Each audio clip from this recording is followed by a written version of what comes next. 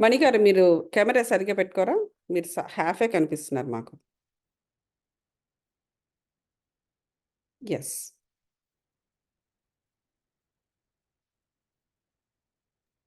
Okay అండి. Start చేద్దామా? Yeah. మనము లాస్ట్ క్లాస్‌లో పిరమిడ్ అష్టాంగ ధ్యాన యోగం క్రమం అని చెప్పుకున్నాం గదండీ! అవునండి. ఓకే అండి. ఎవరండి ఐఫోన్? నేను ఒక మాస్టరు బుక్ సంగీత గారు. ఒక ఆ, తనే అండి. ఓకే. సంగీత అండి. నైస్ త మీటింగ్. తను మన ప్లాట్‌ఫార్మ్‌లో బుక్ చదువుతా అంటున్నారు. June Oh. ఎండింగ్ అలా జూలైలో గాని, జూన్ ఎండింగ్ గాని. Yeah, sure. గౌతమి గారు, ఒక క్విక్ క్వశ్చన్ అండి. అది నేను రిజిస్టర్ చేయాలండి, అక్కర్లేదంటారా? అప్పుడు మీరు పంపిన దానిలోది జస్ట్ జాయిన్ అయితే సరిపోతుందా? జాయిన్ అయితే సరిపోతే మీ ఇష్టం, రిజిస్టర్ చేసుకున్నా ఏం కాదు. సర్లేండి అయితే. Yeah, either way fine. Okay. Yeah, Mani గారు.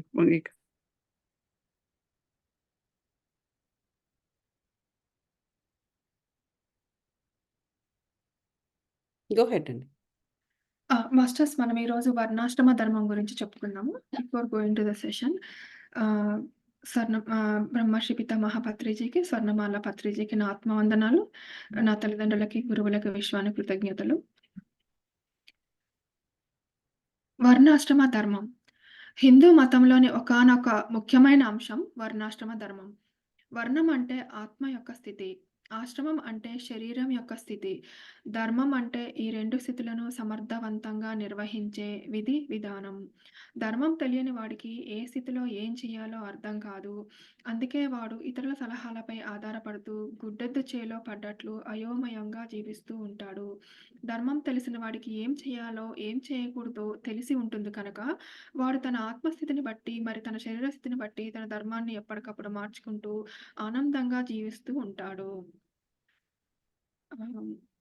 సో, మనము ధర్మం తెలిసి మన పని చేస్తున్నప్పుడు అది మనం ఏం చేయాలో మనకు తెలుస్తుందనమాట. ఏది చేయకూడదు, ఏది చేయాలి.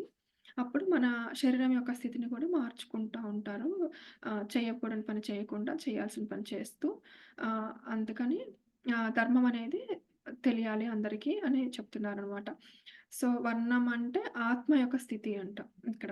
వర్ణాశ్రమం అంటే మనం ఏమనుకుంటాం జనరల్‌గా, అది కులాలు అట్లా అనుకుంటాం కదా! అనుకుంటాం. ఇక్కడ వేరే అర్థం చెప్తున్నారు పత్రిజీ. వర్ణం అంటే ఆత్మ యొక్క స్థితి, ఆశ్రమం అంటే శరీరం యొక్క స్థితి. ధర్మం అంటే ఈ ఆత్మ యొక్క స్థితిని, శరీరం యొక్క స్థితిని సమర్థవంతంగా నిర్వహించే విధి విధానం. ధర్మానికి అసలు నిర్వచనం అండి భలే ఇచ్చారిక్కడ. ఈ ఆత్మ యొక్క స్థితిని, శరీరం యొక్క స్థితిని మనం సమర్థవంతంగా నిర్వహించే విధి విధానం ధర్మం అంటే. ధర్మం చాతుర్వర్ణ్యం మయా స్పృష్టం గుణకర్మ విభాగశః తస్య కర్తారమపి మాం విద్వకర్తారమవ్యయం.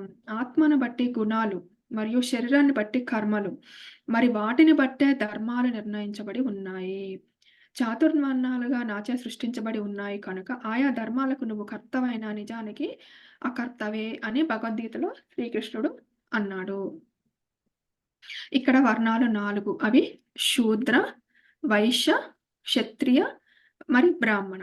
అలాగే ఆశ్రమాలు 4: బ్రహ్మచర్యాశ్రమం, గృహస్థాశ్రమం, వానప్రస్థాశ్రమం, సన్యాసాశ్రమం. వర్ణాల గురించి తెలుసుకుందాం. ముందుగా శూద్ర వర్ణం అంటే ఏంటో తెలుసుకుందాము. ఆత్మ పరిణామ క్రమంలో కొత్త కొత్త పూర్ణాత్మల ఆవిర్భావం కొరకు ఒకానొక పూర్ణాత్మ నుంచి విడిపడిన కొత్త కొత్త అంశాత్మలు ప్రాథమికంగా శూద్ర వర్ణంలో జన్మం తీసుకుంటాయి. అంటే అప్పుడే జన్మ తీసుకున్న అంశాత్మ శూద్రవర్ణంలో ఉంటుందని చెప్తున్నారండి ఇక్కడ. ఇక్కడ అంశాత్మకు తన గుణాలను బట్టి ప్రాథమిక పరిజ్ఞానమే ఉంటుంది. కనుక నేను కేవలం శరీరమే అనుకుంటూ ఒకానొక శూద్రుడిలా జంతు స్వభావంతో ఉంటూ కేవలం శరీర పరంగానే జీవిస్తూ ఇతరులకు శరీర పరంగానే సేవ చేస్తూ ఉంటుంది. ఇక్కడ శూద్రవర్ణం అంటే కులానికో మతానికో చెందింది కాదు. అది ఆత్మ యొక్క అత్యంత ప్రాథమిక దశ. వైశ్యవర్ణం శూద్రవర్ణంలో కొన్ని జన్మలు గడిపి, అంటే నేనే శరీరాన్ని అనుకొని కొన్ని జన్మలు గడిపాకనే నెక్స్ట్ వర్ణంలోకి వస్తారని చెప్తుంది ఆత్మ. శూద్రవర్ణంలో కొన్ని జన్మలు గడిపి కొంత అనుభవ జ్ఞానాన్ని పొందిన అంశాత్మ. సో, అనుభవం ద్వారా మనము ఈ భూమి అనే పాఠశాలకి అనుభవాలు కోసం వస్తాం కదా! కొన్ని అనుభవాలు తీసుకున్నాక ఇది వైశ్యవర్ణంలో జన్మ తీసుకుంటుందనమాట.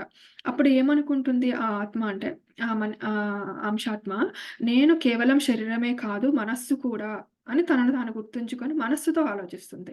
ఇది నెక్స్ట్ స్టేజ్‌లో మనస్సుతో కూడా ఆలోచిస్తుంది. అంటే ఒక జంతువులాగా జీవించకుండా మనస్సు కూడా ఉపయోగించుకుంటుందనమాట. మనస్సుతో వ్యాపారాలు చేస్తూ ఒకానొక వైశ్యుల్లా అంటే మనస్సుతో వ్యాపారం చేస్తుంది కాబట్టి దీన్ని వైశ్యవర్ణం అన్నారనమాట. మనస్సుతో వ్యాపారాలు చేస్తూ ఒకానొక వైశ్యుల్లా కొన్ని జన్మలను గడుపుతుంది. ఇక్కడ ఆ అంశాత్మ శరీరంతో పాటుగా తన మనసుతో కూడా ఇతరులకు సేవ చేస్తుంది. సో, మనసుతో గూడా మనసు పెట్టి గూడా ఇతరులకు సేవ చేస్తుందన్నమాట. ఓన్లీ శరీరంతో కాకుండా ఆ అంశాత్మ. క్షత్రియ వర్ణం వైశ్యుడిగా కొన్ని జన్మల అనుభవాన్ని పొందిన అంశాత్మ. సో, మళ్ళా ఆ వర్ణంలో గూడా కొన్ని జన్మలు తీసుకున్నాక క్షత్రియ వర్ణంలోకొస్తుందన్నమాట.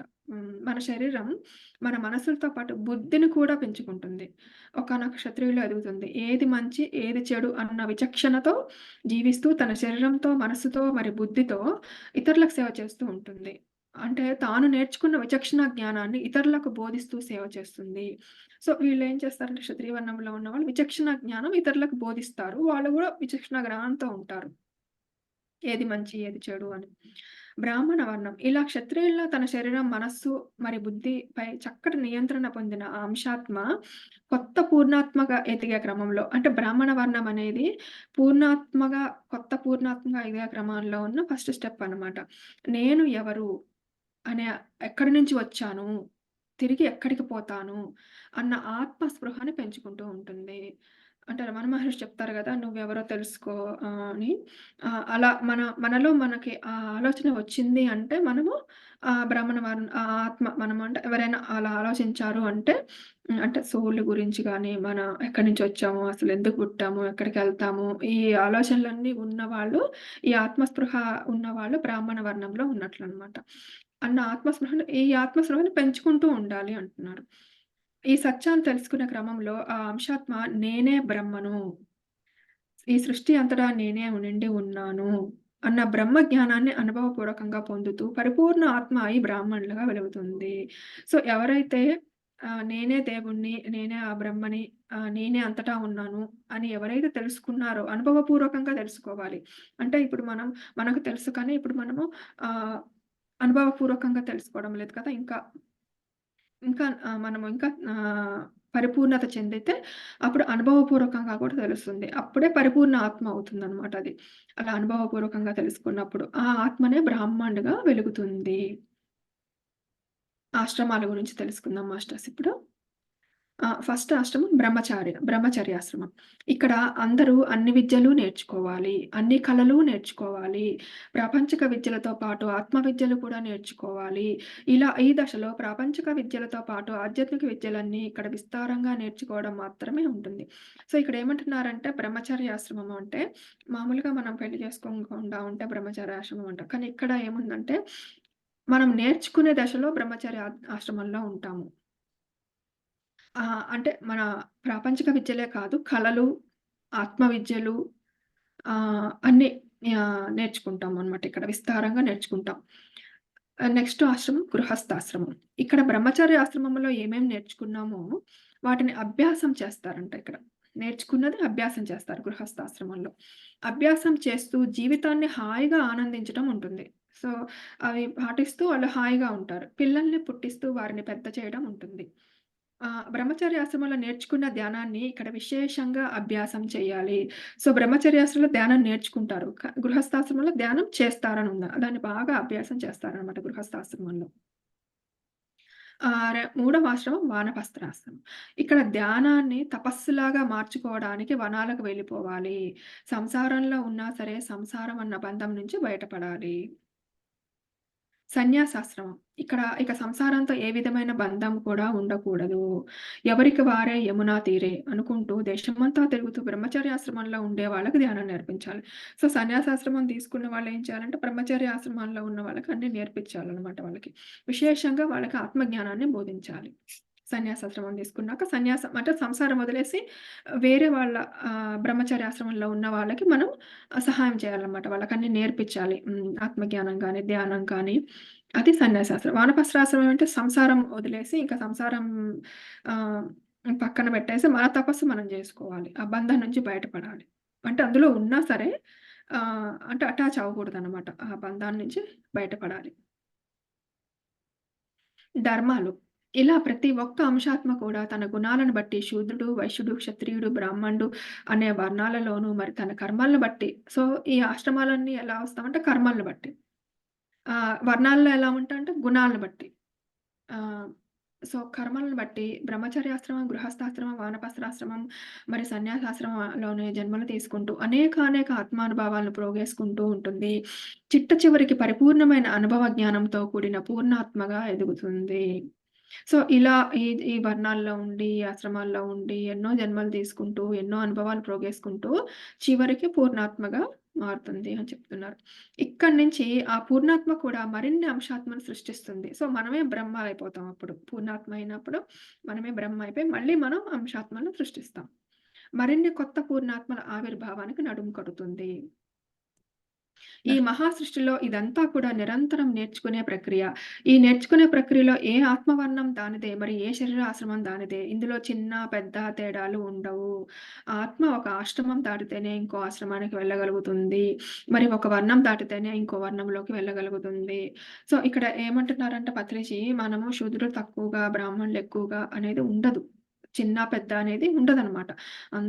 మనం గూడా అందులో నుంచే వచ్చాము అని తెలుసుకోవాలి.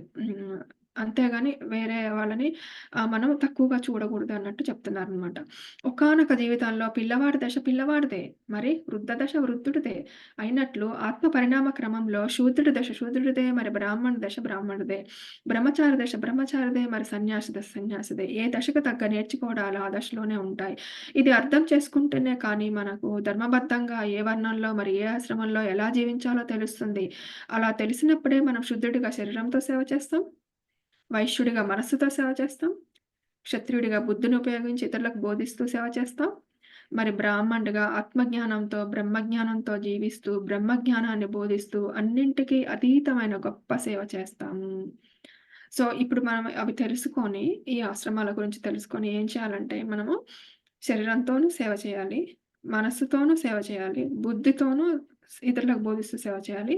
ఇంకా అన్నిటికంటే గొప్ప సేవ ఏంటంటే, ఆత్మజ్ఞానంతో, బ్రహ్మజ్ఞానంతో జీవిస్తూ, బ్రహ్మజ్ఞానాన్ని మనం వేరే వాళ్ళకి బోధించాలనమాట. అదే అన్నింటికన్నా గొప్ప సేవ. నెక్స్ట్ చాప్టరు పిఎస్ఎస్ఎం పిరమిడ్ జ్ఞాన నవరత్నాలు. నాకిక్కడ క్వెషన్ ఉంది మణి గారు. మళ్ళీ ఆ! మర్చిపోతానేమో అడగనా? చెప్పండి. ఇప్పుడు మీరు మనం వర్ణము, ఆశ్రమము అని 2 రకాలు. ఇవి మనం భౌతికంగా రకరకాల ఆశ్రమాలు అంటున్నాము, రకరకాల వర్ణాలు అంటున్నాము. హ్మ్. అవన్నీ కూడా ఈ శరీరానికి సంబంధించినవి మనం మాట్లాడుకున్నాం. ఇప్పుడు మీరు మాట్లాడింది హ్మ్. యాక్చువల్‌గా ఈ ఆశ్రమాలనేది గాని, వర్ణాలనేది గాని సోల్ పరంగా కదా! మీరిప్పుడు చెప్పిందిది? ఒకటి శరీరం, ఒకటి గుణం పరంగా అండి. హ్మ్. వర్ణాలనేది మనలో ఉన్న గుణాలను బట్టి వస్తాయి. హ్మ్. మన గుణం ఏ గుణమైతే ఆ వర్ణంలో మనం ఉన్నట్లు. మన ఆశ్రమం అనేది మన శరీరం బట్టి. మన శరీరంతో మనం ఏం చేస్తామో అంటే మన కర్మలను బట్టి. ఆహ్, అంటే ఇప్పుడు మీరు చెప్పారు. ఏమని అంటే ఆహ్, బా ఆహ్, సం సంసారం అదే ఐ మీన్ గృహస్థాశ్రమం. హ్మ్. గృహస్థాశ్రమం అంటే హ్మ్. గృహస్థుల్లో ఇంట్లోనే ఉండి అది హ్మ్. ఎప్పుడూ ధ్యానం చేయటం. అంతేనా? అంతేనా? ఆ! ఎప్పుడూ ఆ! ఎరుకలో లేదు. ఉంటామా? ఆ! ఆ! అంటే ఇప్పుడు మనం బ్రహ్మచర్య ఆశ్రమంలో ఏమేమి నేర్చుకుంటాము? కళలు నేర్చుకుంటాము. ధ్యానమే కాదండి. మనం హ్మ్. నేర్చుకున్న కళలు, మనం నేర్చుకున్న లోక విద్య అంతా కూడా మనము అక్కడ పిల్లల్ని పెంచడానికి అన్నిటికి కూడా మనం ఉపయోగిస్తామనమాట అక్కడ. ఆత్మ విద్య, శరీర విద్య అన్నీ ఉపయోగిస్తాం. ఓన్లీ ధ్యానమే కాదు అని చెప్తున్నారక్కడ. ఇక్కడ అంతే కదండీ చిన్నది గౌతమి గారు? ఇక్కడ హ్మ్. చిన్నది యాడ్ చేయనా? చేయండి. ఇప్పుడు పద్మజ గారు, ఇప్పుడు హ్మ్. ఈ బ్రహ్మచర్యము అంటే ఇప్పుడు ప్రస్తుత రోజుల్లో మనకెట్లా ఉంటుందంటే, బ్రహ్మచర్యము, ఈ గృహస్థాశ్రమం రెండు కూడా మనకి కలిసి ఉంటుంటాయి. హ్మ్. ఎట్లా అంటే ఫర్ ఎగ్జాంపుల్ ఒక ప్రెగ్నెంట్ వుమన్‌ని తీసుకుందాం మనం. హ్మ్. ఇప్పుడు చూడండి తన ప్రెగ్నెన్సీ వచ్చిందని తెలిసిన దగ్గర నుంచి బేబీ పుట్టేంత వరకు she learns everything about baby. హ్మ్. ఇంకా బేబీని చూడదామె. జస్ట్ ఓన్లీ ఎక్స్‌పీరియన్స్ చేస్తూ ఉంటుంది. అంతే గదా! హ్మ్. అయినా సరే ఇప్పుడు బుక్స్ చదువుతూ ఉంటుంది. బేబీ గురించి ఆలోచిస్తుంటుంది. బేబీకి కావాల్సినవన్నీ ఏం కావాలి, ఏమి వద్దని అందరిని అడుగుతూ ఉంటుంది. It's all um, learning um, about about బేబీని ఎలా పెంచాలి ఏంటి అనేది. తన గృహస్థాశ్రమంలో ఉంది, కానీ బట్ లెర్నింగ్ స్టేజ్లో ఉంది. ఒక బిడ్డను కనడం ఇంకా తెలియదు, ఎలా కనాలి, ఎలాంటి ఎక్సర్సైజెస్ చేయాలి తెలుసుకుంటూ ఉంటుంది, వెళ్తూ ఉంటుంది, నేర్చుకుంటూ ఉంటుంది. సో ఆ బుక్స్ చదువుతూ ఉంటుంది, బుక్స్ తెప్పించుకుంటూ ఉంటుంది. మరొక ఇతర ప్రెగ్నెంట్ ఉమెన్స్తో తను మాట్లాడుతుంటుంది. తనకి జరుగుతున్న ఈ మెడికల్ సిమ్టమ్స్ కానీ లేకపోతే ఇతరత్ర ఏ డ్రీమ్స్ అయినా కూడా తను చెప్తూ ఉంటుంది, వాళ్ళ నుంచి ఇదంతా కూడా మనకి లెర్నింగ్లో ఆ టైంలో తను లెర్న్ చేస్తూ ఉంటుంది. అక్కడ ఏంటంటే ఆ లెర్న్ చేసిన దాన్ని తర్వాత తను వాడుతూ ఉంటుంది ఆ బేబీ పుట్టిన తర్వాత. అట్లాగా అంటే ఇక్కడ ఏమైందంటే మనకి ఇక్కడ ఏమైందంటే ఒకప్పుడు ఎలా ఉండేదంటే బ్రహ్మచర్యాశ్రమం అనేది సపరేట్గా ఉండేది. నవ్ వీ డోంట్ హ్యావ్ బ్రహ్మచర్యాశ్రమం. అందువల్ల మనకు కొన్ని కన్ఫ్యూషన్స్ వస్తున్నాయి, పాతదానికిను ఇప్పుడు కొత్త వాటికిను. So wherever you undergo the learning stage, that you will implement or that you will apply to the your day-to-day life గృహస్థాశ్రమంలో. సో తాను నేర్చుకున్నది తెలుసుకున్నదంతా కూడా బిడ్డ పుట్టిన తర్వాత ఎలా టేక్ కేర్ చేయాలనే దాని మీద తను అప్లై చేస్తూ ఉంటుంది. సో మనకి ఇక్కడ ఏమవుతుంటుందంటే మనం ప్రతి ఒక్కటి లెర్న్ చేస్తున్నాము, మళ్ళీ తిరిగి దాన్ని ఇంప్లిమెంట్ చేస్తున్నాము, దాని నుంచి ఫలితాలు పొందుతున్నాము. సో ఇక్కడ మనకి రెండు కలిసిపోతున్నాయి. ఒకప్పుడు ఏంటంటే ప్రత్యేకంగా బ్రహ్మచర్యం ఉండేది, బ్రహ్మచర్యాశ్రమం. నవ్ వీ డోంట్ హ్యావ్ బ్రహ్మచర్య, వీ హ్యావ్ జస్ట్ స్టూడెంట్షిప్. కానీ లెర్నింగ్ అనేది it is going on through out life. అది నేను అంటే ఆ పార్ట్ నాకు చెప్పగలిగాను. అంటే ఇప్పుడు ఆ నేర్చుకోవటం అనేది బ్రహ్మచర్యం కిందకి వస్తుందంటారా? అడుగుతున్నాను, ఆ అంతేనా? నేర్చుకునే ఆ ఎక్స్పీరియన్స్ ఎగ్జాక్ట్లీ తర్వాత మళ్ళీ గృహస్థాశ్రమం కిందకి మళ్ళీ మనం పని చేసేటప్పుడు, పని అంతేనా? చేసేటప్పుడు exactly. Okay, now it is studentship, no more అదే బ్రహ్మచర్యం. బ్రహ్మచర్యం. మనకి బ్రహ్మచర్యం అనగానే పెళ్లి చేసుకోకుండా, ఈ స్త్రీ గురించి ఆలోచించకుండా, పురుషుడి గురించి ఆలోచించకుండా, అంటే మనకు ఒక రాంగ్ వేలోకి వెళ్ళిపోయాం యాక్చువల్గా.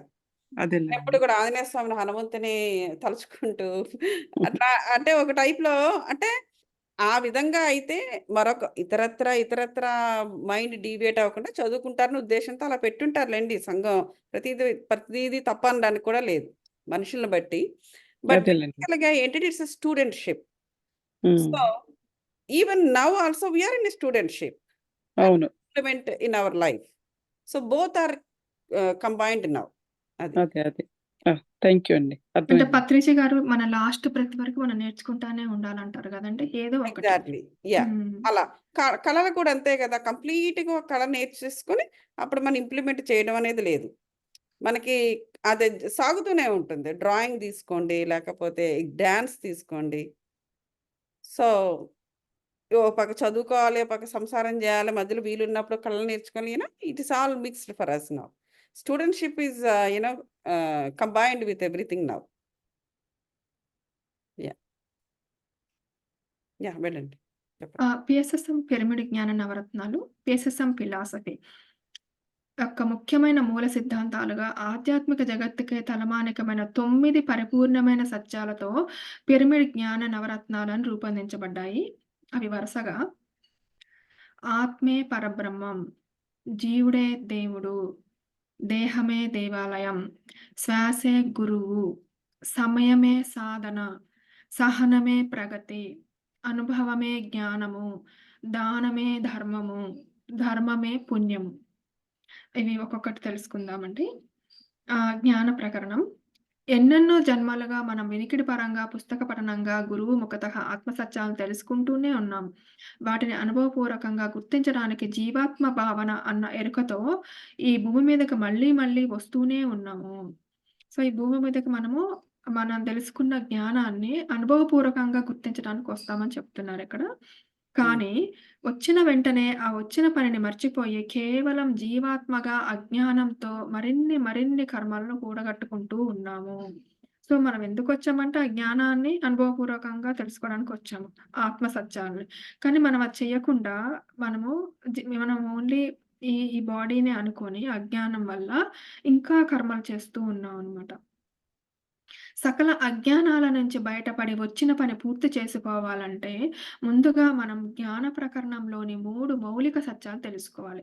సో, ఇక్కడ 9 సూత్రాలని ఆహ్, మళ్ళీ మూడిటిని జ్ఞాన ప్రకరణం అంటున్నారండి. ఫస్ట్ 3 సూత్రాలని ఏంటవి అంటే, ఆత్మే పరబ్రహ్మము, జీవుడే దేవుడు, దేహమే దేవాలయము. ఈ మూడిటిని కలిపి జ్ఞాన ప్రకరణం అంటున్నారు. ఈ 3 మౌలిక సత్యాలు ముందు తెలుసుకుందాం మనం. ఆత్మే పరబ్రహ్మం. జీవుడు అంటే కోటానుకోట్ల మౌలిక కణాలలో నిండి ఉన్న భౌతిక శరీరంలోని చిన్న నేనుల యొక్క సమిష్టి చైతన్యం. మన శరీరంలో దేనికదే తమదైన స్వతంత్ర ప్రతిపత్తిని కలిగి ఉన్న కోటానుకోట్ల కణాలలోని ప్రతి ఒక్క మౌలిక కణం కూడా ఆ చిన్ని నేను అనే జీవుడిని ప్రతిబింబిస్తూ ఉంటుంది. సో, ఇక్కడ ఏమంటున్నారంటే మన శరీరంలో అనేక సెల్స్ ఉంటాయి గదా! ఆ సెల్స్‌ని గూడా అవి కూడా నేను అన్నమాట. ఆ ఇండివిడ్యువల్ సెల్స్ అన్నీ కమ్యూనికేట్ చేసుకొని ఒక బాడీ లాగా ఉంటాయన్నమాట. అదే ఒక చిన్ని నేనుల యొక్క సమిష్టి చైతన్యము. అదే జీవుడు అని. అలాగే ఈ అనంత సృష్టిలో ఉన్న ప్రతి ఒక్క వ్యక్తీకరణ అంటే ఖనిజ, వృక్ష, జంతు, పక్షి, జలచర జాలం అంతా కూడా మనలాగే కోటానుకోట్ల కణాలతో కూడిన కోటానుకోట్ల నేనులను కలిగి ఉంటాయి. అవన్నీ కూడా ఒకవైపు ఒకదానితో మరొకటి సమన్వయం చెందుతూ, మరొక వైపు సృష్టి అంతా నిండి ఉన్న అనంతమైన నేనును ప్రతిబింబిస్తూ ఉంటాయి.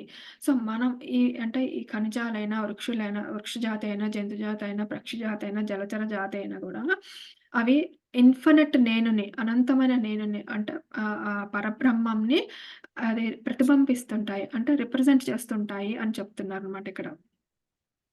కానీ మనం ఇదంతా మర్చిపోయి, సృష్టి అంతటా నిండి ఉన్న మన ఈ అనంతమైన నేను అనే ప్రతిబింబాన్ని ఒక చిన్న శరీరంలో కుదించుకొని, నేను కేవలం ఫలానా సుబ్బారావుని, నేను కేవలం ఫలానా వెంకాయమ్మని అని మనలో మనం వ్యక్తపరచుకోవడం అల్పత్వం అనిపించుకుంటుంది.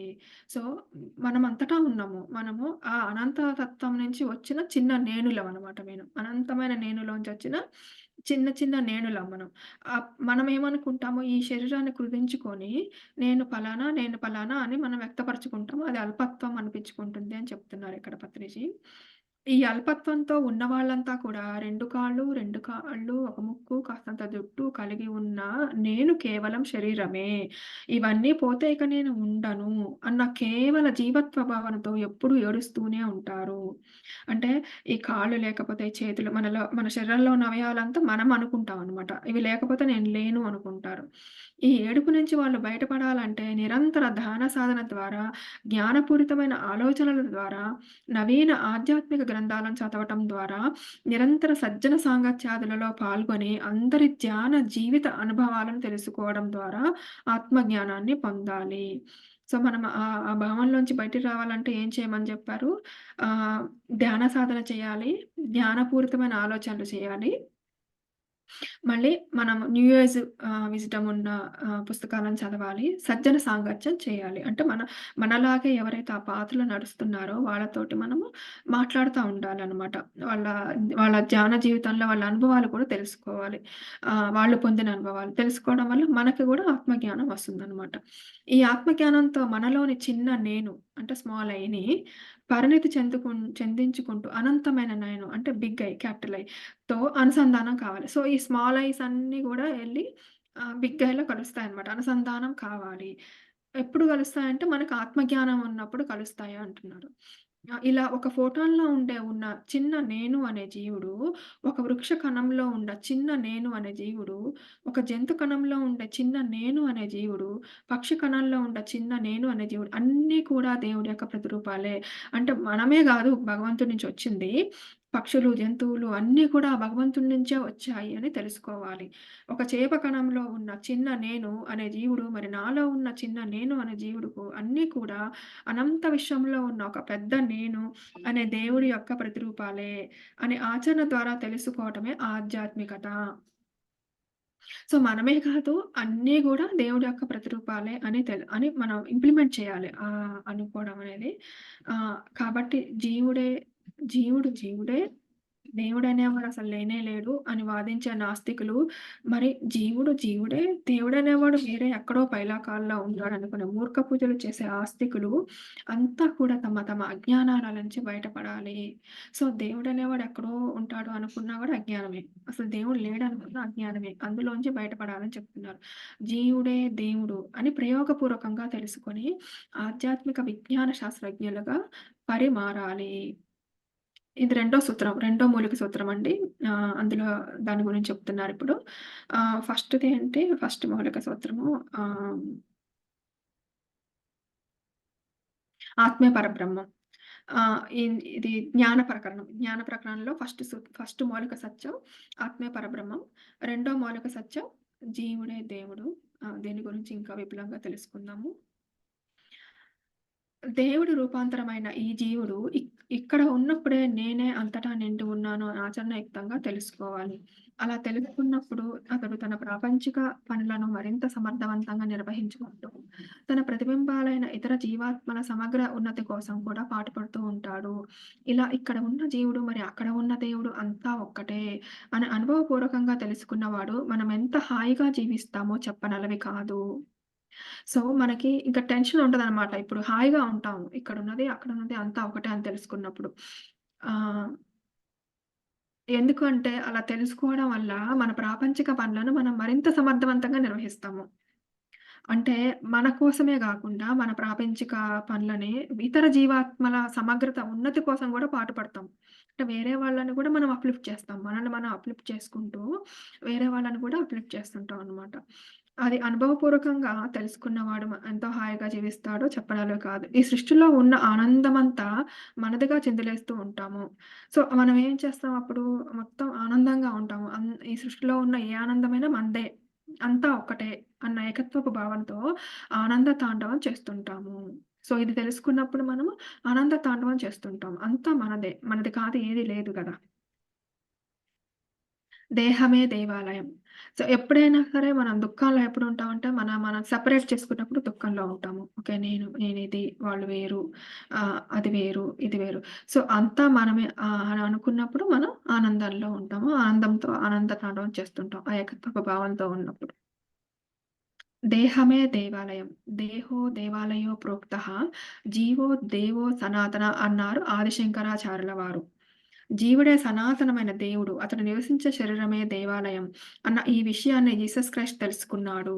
గౌతమ బుద్ధుడు తెలుసుకున్నాడు. ఆదిశంకరాచార్యుల వారు తెలుసుకున్నారు. మనం కూడా తెలుసుకోవాలి. సో, భగ ఆ దేవుడు నివసించే శరీరం దేవాలయమే ఈ శరీరం అని తెలుసుకోవాలి అని చెప్తున్నారిక్కడ. దేహమే దేవాలయం. తెలుసుకొని జన్మజన్మలుగా మన ఆత్మను ఆవరించుకొని ఉన్న నేను కేవల జీవాత్మనే. So, I'm only this body అనే అజ్ఞానాన్ని వదిలించుకోవాలని చెప్తున్నారు. అజ్ఞానమే దుఃఖానికి మూల కారణం. మరి సుజ్ఞానమే ఆనందానికి హేతువు. సో, ఎప్పుడైతే సుజ్ఞానం ఉంటుందో అప్పుడు మనం ఆనందంగా ఉంటాము. అదే ఆనందానికి కారణం అని చెప్తున్నారు. ఈ సంగతి మర్చిపోయి దేవాలయాలు, మసీదులు, ప్రార్థనా మందిరాలు మాత్రమే దేవుని నిలయాలు అనుకోవడం మహా అల్పత్వం. మక్కాలోనే మసీదు ఉంది. తిరుపతిలోనే బంగారు కోవెల ఉంది. మరి జెరూసలంలోనే ప్రార్థనా మందిరం ఉంది అనుకొని దేవుడి కోసం అక్కడికి పరిగెత్తడం అల్పత్వం. అంటే భగవంతుడు అంతటా అన్ని చోట్ల ఉన్నప్పుడు మనం కేవలం కొన్ని ప్లేసుల్లోనే అంటే కొన్ని దేవాలయాల్లోనే, కొన్ని మసీదుల్లోనే, ఆహ్, కొన్ని చర్చిల్లోనే ఉన్నాడు అని అనుకోవడం అల్పత్వం. దానికోసం పరిగెత్తడం అల్పత్వం అని చెప్తున్నారిక్కడ. ఏడుకొండలు ఎక్కి ఆ విగ్రహాన్ని చూస్తేనే దైవ దర్శనం అవుతుంది అన్న అజ్ఞానం నుంచి బయటపడి, మనలో ప్రకాశిస్తున్న ఆత్మ యొక్క విరాట్ స్వరూపాన్ని దర్శించుకోవాలి. నెక్స్ట్ ప్రకరణం సాధనా ప్రకరణం.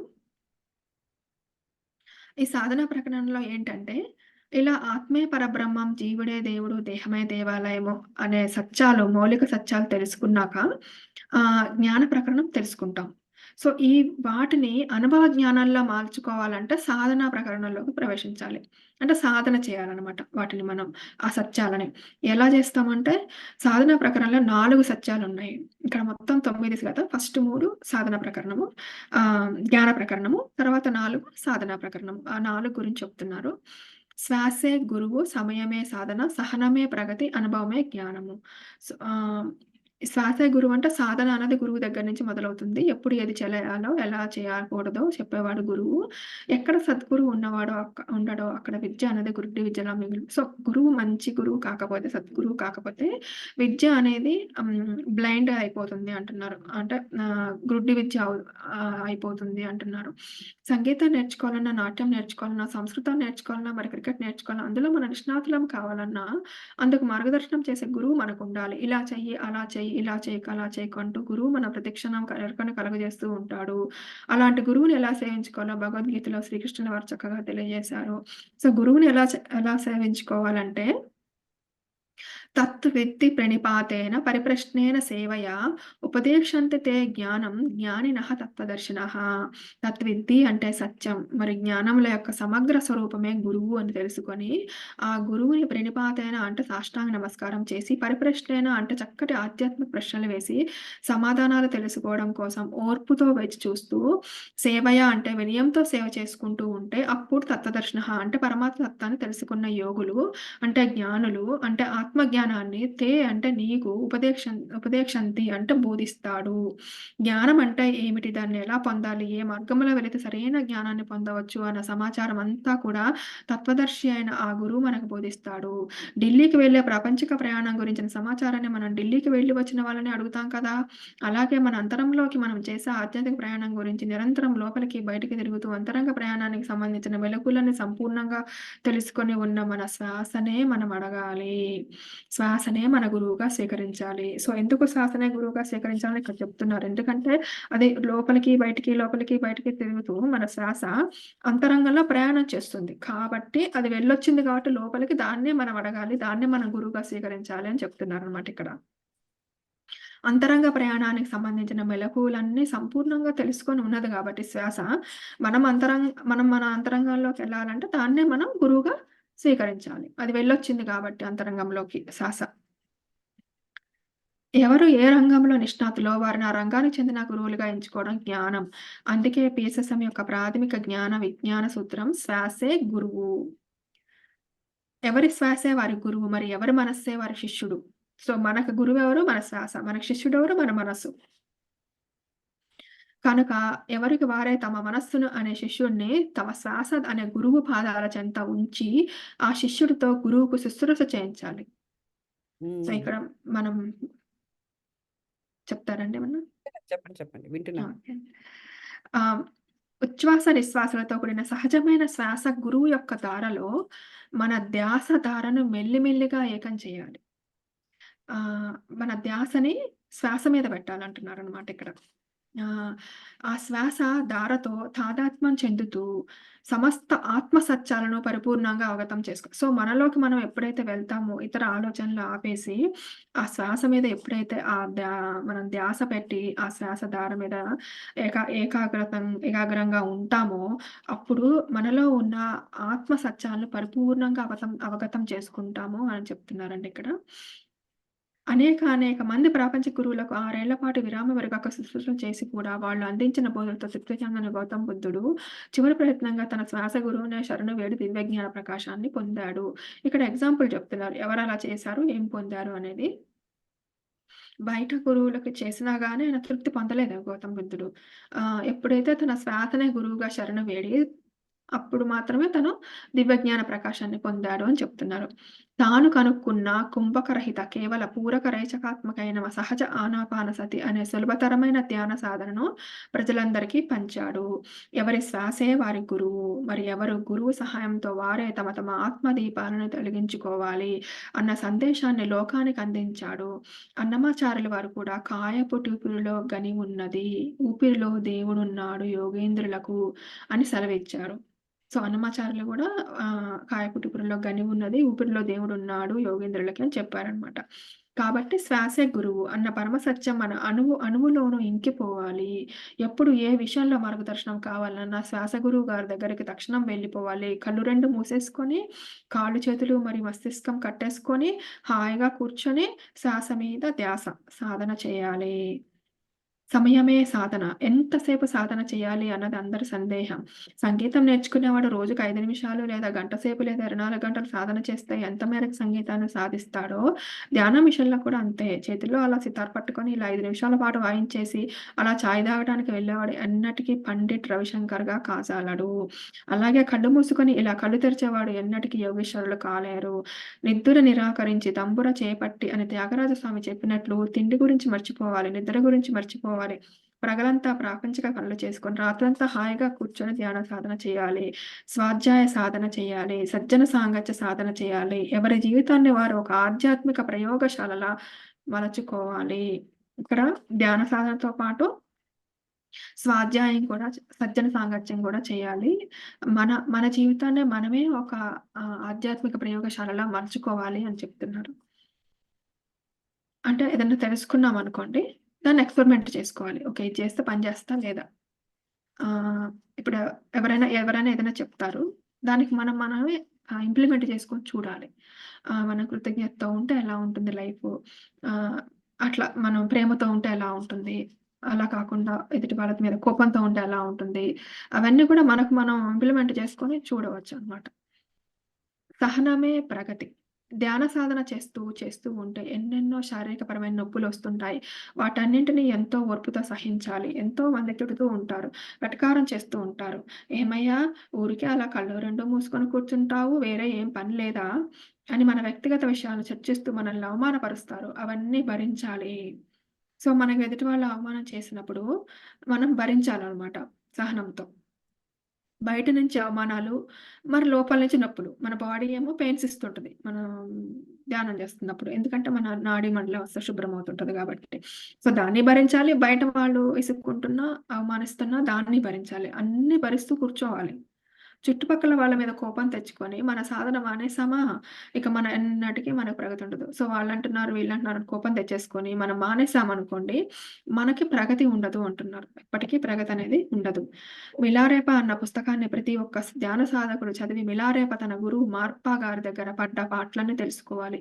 సో, మిలారేప వాళ్ళ గురువు మార్పా తను చాలా ఇబ్బంది పెడతారనమాట. ఎన్నో సార్లు ఇల్లు కట్టిపిస్తారు, కూలిపిస్తారు. అయినా కానీ తను అసలు రాళ్ళు మోసి ఆయనకి మొత్తం బొబ్బలెక్కుతాయి ఈపంతా. చిట్లిపోతుంది ఈపు. అయినా కానీ అలానే భరిస్తాడనమాట. సో, అతను అంత భరించినప్పుడు మనం ఈ చిన్న చిన్నవి భరించలేమా అనుకోవాలనమాట. అట్లా మనం ఎగ్జాంపుల్ పెట్టుకొని తనని. గురువు యొక్క ఆజ్ఞ ప్రకారం మిలారేప తన వీపుపై రాళ్ళు మోసుకుంటూ కొండపైకి ఎక్కి అక్కడ అందమైన ఇల్లు కట్టడం. గురువుగారు వచ్చి దాన్ని పరీక్షించేసి దాన్నంతా నెలమట్టం చేసి మళ్ళీ అక్కడ కొత్త భవంతి కట్టు అని చెప్పటం. చిత్రంగా ఉంటుంది. అలా రాళ్ళు మోసి అతని వీపు చిట్లిపోతుంది. అది చూసిన గురువుగారి భార్య గురువుగారి దగ్గరికి వెళ్లి బాధపడితే, "నువ్వు బాధపడితే అతని కర్మ ప్రక్షాళన కాదు కదా!" అని చెప్తాడు. అంటే ఆ గురువు ఉద్దేశ్యం ఏంటి? ఆయన కర్మ ప్రక్షాళన చేయాలన్నమాట. అతను అజ్ఞానంతో కొన్ని తాంత్రిక విద్యలు చేసుకొని వేరే వాళ్ళని బాధపెడతాడు. ఆ బాధ పెట్టిన అదంతా పోతే గాని అతనికి జ్ఞానం రాదనమాట. అందుకని ఆ గురువు తనని అలా ఇబ్బంది పెడతారు. అని మిలారేప గొప్ప జ్ఞాని అవుతాడని చెప్తాడనమాట. సో, అతను బాధపడితేనే అతని కర్మ ప్రక్షాళన అవుతుంది. అప్పుడే అతను జ్ఞాని అవుతాడు. సహనంతో ఉండు అని చెప్తాడు భార్యకతను. సహనం ఉన్నవాడే గురువు దగ్గర సాధన చేస్తాడు. అలాంటి సహనం వల్లనే అతను సంపూర్ణ ప్రగతిని సాధించగలుగుతాడు. కనుక ధ్యానంలో శారీరక నొప్పులు వచ్చినప్పుడు కళ్ళు తెరిచేసి లేచిపోకుండా వాటిని భరిస్తూ ధ్యాన సాధన కొనసాగించాలి. ఎవరేమనుకున్నా లెక్క చేయవద్దు. గత అనేక జన్మలుగా నాడీ మండలంలో ప్రోగేసుకున్న చెడు కర్మ అంతా కూడా ప్రక్షాళన కావాలి. అప్పుడే దేవచక్షువు తెరుచుకుంటుంది. సూక్ష్మ శరీరం విడుదలవుతుంది. మరి అతీంద్రియ జ్ఞానం అంతా మన అనుభవంలోకి వస్తుంది. ఇక్కడ ఆపుదామండి. ఇంకా ఉంది ఈ చాప్టరు. ఆపుదాం. ఎవరికైనా కొంచెం ఉంటే వాటర్ తాగుతానండి. అంటే ఈ లోపల ఎవరికైనా క్వెషన్స్ ఉంటే రెడీగా ప్రిపేర్ చేసుకోండి. మణిగారిని అడుగుదాం. నాకు ఒక క్వెషన్ ఉందండి. నాది ఎవరు? అప్పుడు కనెక్టింగ్ అంట నేను I could not here 1 minute. కరెక్ట్‌గా అప్పుడే పోయింది. ఇప్పుడు మనం ఏదో కళ్ళు మూసుకొని ధ్యానంలో కూర్చుంటే అనుకుంటారు కదా! పక్కన వాళ్ళు మన ఇంట్లో వాళ్ళైనా, అస్తమానం అట్లా కళ్ళు మూసుకొని కూర్చుంటే ఏమొస్తుందో లేకపోతే ఇంకేం పని లేదా అని ఎవరైనా అనొచ్చు. అప్పుడు మనం ఎలా ఉండాలి? మనం ఎలా రెస్పాండ్ అవుతే మంచిది? రెస్పాండ్ అవ్వకూడదండి అసలు. కామ్‌గా ఉండాలి. అంతేనా? అంతే కదండీ గౌతమ్ గారు. నాకైతే అలానే అనిపించింది. ఎందుకంటే అదేలెండి. నాకు కూడా వచ్చింది ఆ కామెంట్. ఎందుకు ఈ అది ధ్యానము అందరికీ ఇవంతా. ఉంటుంది. కొద్ది రోజులు పోయిన తర్వాత ఇంక వదిలేస్తారు గానీ, మొదట్లో బాగా అంటారు. అప్పుడు ఏంటంటే దాన్ని మానేయకూడదు నంబర్ 1 బుక్‌లో చెప్పినట్టుగా. ఇంకోటేంటంటే you should not react. Respond అవ్వండి. లేకపోతే మళ్ళా మాట్లాడకుండా కామ్‌గా ఉన్నా కూడా మాట్లాడట్లేదని మళ్ళీ ఇంకొక మాట విసురుతారు. సో, రెస్పాండ్ అయ్యి ఉన్నదున్నట్టుగా చెప్పడమే. ఎందుకంటే వాళ్ళకి నచ్చిన విధంగా సమాధానం చెప్పాలని మాత్రం చూడొద్దు. అలాగైతే విశుద్ధ చక్రం అన్‌బాలన్స్ అవుతుంది. యూ నెవర్ అంటే ఈ పాతలోకొచ్చిన తర్వాత ప్రాపంచికంగా ఉన్నప్పుడు మనము ఎదుటి వారి యొక్క వారికి తగిన విధంగా డిప్లొమాటిక్‌గా మనం వాడతాం గదా! వర్డ్ డిప్లొమాటిక్‌గా మాట్లాడడము, వాళ్ళకి నచ్చిన విధంగా ఇంప్రెసింగ్‌గా మాట్లాడడం ఇవన్నీ కూడా స్ట్రాటజీస్. అవన్నీ కూడా మనము ప్రాపంచికంగా okay. But once you are in the spiritual path, you always have to speak truth. So, అది మరి ఉన్నది ఉన్నట్టుగా వారికి చెప్పడమే. ఇది ఈ శ్వాస మీద ధ్యాస ఏదో శ్వాస మీద ధ్యాస పెట్టడంలో ఉన్న ఇంపార్టెంట్ విషయం ఏదో ఒకటో, రెండో వాళ్ళకి చెప్పడం. వాళ్ళకి చెబితే వాళ్ళు వింటారా అంటే మనకు ఉన్న 7 శరీరాలు కూడా ప్రతి ఒక్క శరీరానికి it has its own consciousness. వారు ఏ శరీరంతో మీకు అక్కడ ఎక్స్‌ప్రెస్ అయ్యారో యూ డోంట్ నో. ఫిజికల్ శరీరముతోనా, లోపలున్న మరొక శరీరము వల్లనా, లేకపోతే సోల్ వల్లనా, which one is responding we don't know. So, soul అయినట్లయితే ఇట్ డజంట్. సోల్‌కి అర్థం తెలుస్తది ఇవన్నీ కూడా. బికాజ్ మనం చేసే మెడిటేషన్ ఏంటంటే అది సోల్‌కి ఆహారము. So, one of the others bodies వాటి యొక్క కాన్షియస్‌నెస్ మీతో మాట్లాడుతున్నది ఆ టైంలో. సో, దానికి అది తెలిసి ఉండకపోవచ్చు. లేదా ఆ పర్టిక్యులర్ శరీరం అజ్ఞానంలో ఉండి ఉండొచ్చు. All we can do is you just deliver what you know. అది ఇమ్మీడియేట్‌గా వాళ్ళ వరకు వెళ్ళకపోయినా, అది వాయుమండలంలో తప్పకుండా ఉంటుంది. When their time comes they will pick up. So, that is how we have to change our selves. ఇది ఇన్నర్ ట్రాన్స్‌ఫర్మేషన్ మనలో జరుగుతుండేటప్పుడు ఇవన్నీ ఆటోమేటిక్‌గా ఇందాక తను చెప్పినట్టుగా ఎప్పుడైతే మన శ్వాస మీద ధ్యాస పెట్టి, మన లా ఆఫ్ అట్రాక్షన్‌తో మనం కనెక్ట్ అయ్యి ఉంటామో, విశ్వ ప్రేమతో కనెక్ట్ అయ్యి ఉంటామో, ఈ ఎంటైటీస్ అన్నీ కూడా మనకు అర్థమవుతూ ఉంటాయన్నమాట. సో, అట్లాంటివి జరుగుతుండేటప్పుడు you must respond but do not react. ఏంట్రా నువ్వు వన్ మాటకి అంటావు అలా రియాక్ట్ అవ్వద్దు. అండ్ సెకండ్ థింగ్ ఏంటంటే do not bind to the things that they say.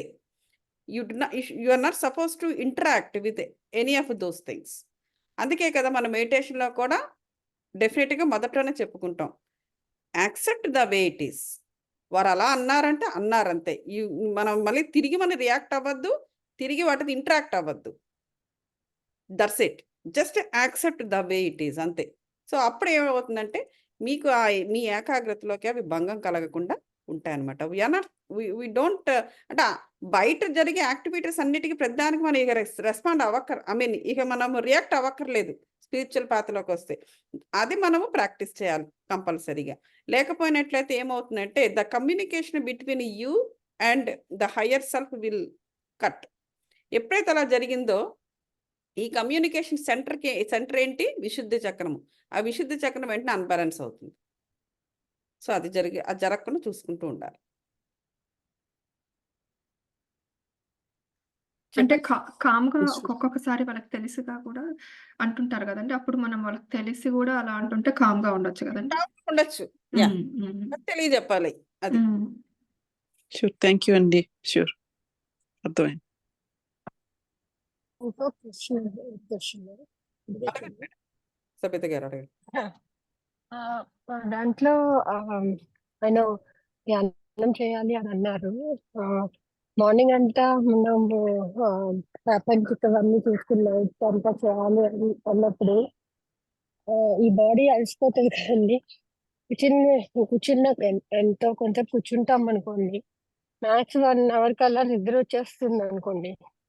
Are sleeping అని అప్పుడు ఇంకా ఆ ఆ ధ్యాన అంటే ఎలా చేయగలుగుతామో రాత్రంతా అది ఎప్పుడు నాకు ఒక క్వశ్చనే. ఎందుకంటే మనం ఆ స్టేట్ లో లేం కదా, అంత హైయర్ స్టేట్ లో. సో రాత్రంతా ధ్యానం చేయడం అంటే ఎలా అనేది ఒక క్వశ్చన్. చెప్పండి మేడం. మీరే చెప్పండి. దీనికి ఆన్సర్ నాకు కూడా తెలియదు. అది ఏంటంటే మేడం, దీంట్లో ఒక సో ధ్యానము చేయడము అంటే శ్వాస మీద ధ్యాస పెట్టడము. అది అది అంతవరకు అర్థమైంది కదా. ఈ శ్వాస మీద ఈ శ్వాస మీద ధ్యాస పెట్టేటప్పుడు మనకు ఏం జరుగుతుంది అంటే, ఏం జరగాలి? శ్వాస మీద ధ్యాస పెట్టినప్పుడు మరి ఏం జరగాలి? మనకు విశ్వం నుంచి మనము ప్రాణశక్తిని తీసుకుంటాము. ప్రాణశక్తిని మనం తీసుకుంటాము. అది జరగాలి. ఒట్టిగా మన కళ్ళు మూసుకుని కూర్చోవడం కాదు. You have to invite.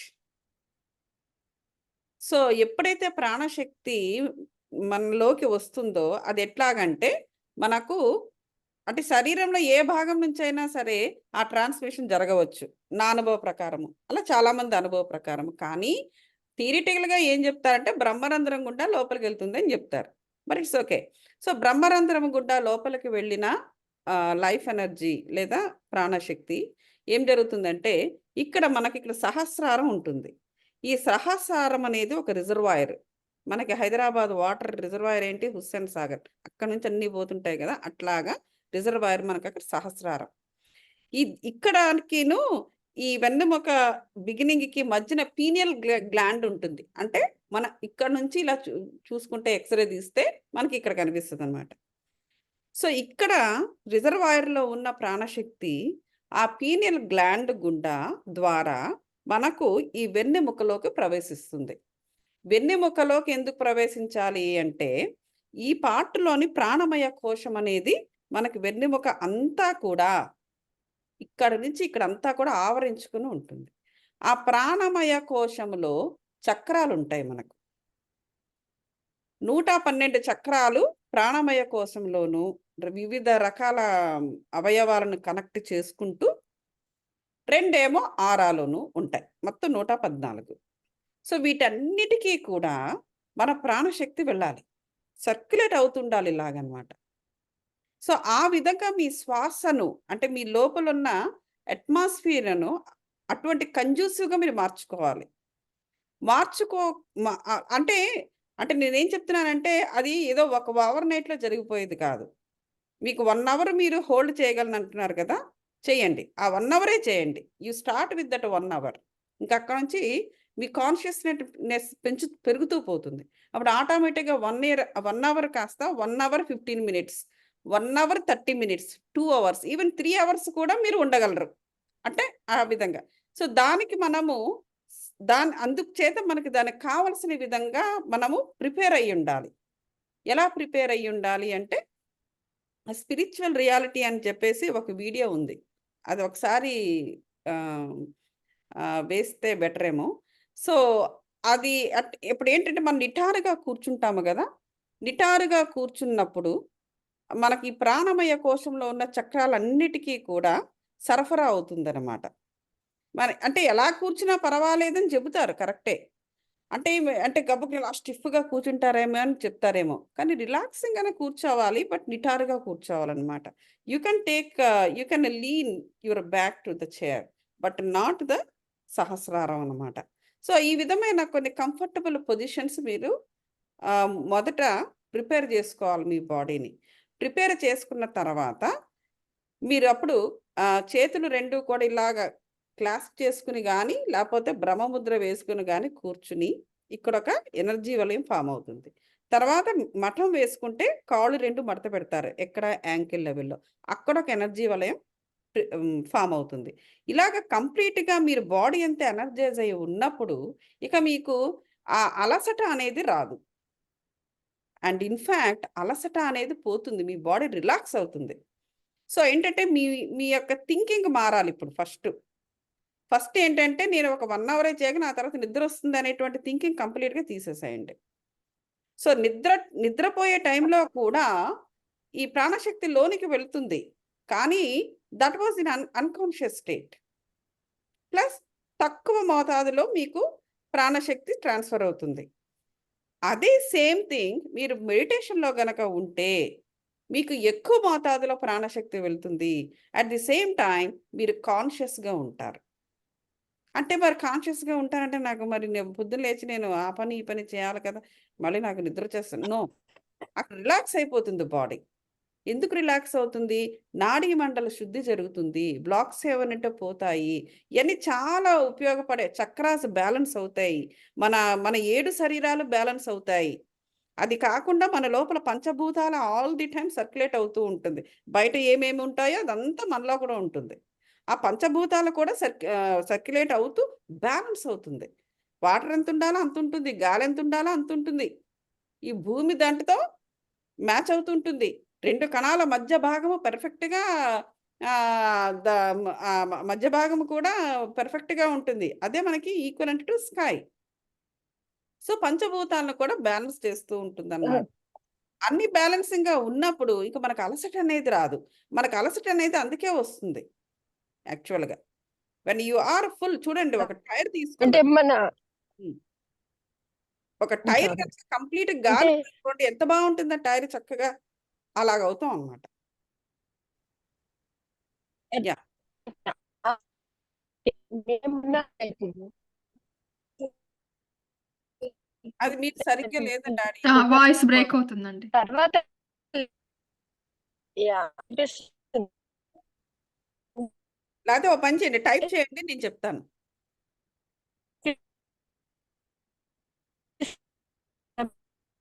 అస్సలు సిగ్నల్ లేనట్లుంది చెప్తాగా. ఆడియో సరిగ్గా రావట్లే. లేకపోతే మీరు చాట్ బాక్స్‌లో ఇప్పుడొస్తుంది. క్వెషను. మనం చెప్పేది వినపడట్లేదు ఎట్లా? ఓహ్! అవునా? అయ్యయ్యో!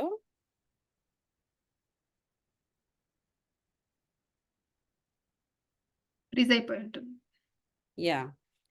సరే గ్రూప్‌లో పెట్టండి మేడం. క్వెషన్ గ్రూప్‌లో పెట్టండి.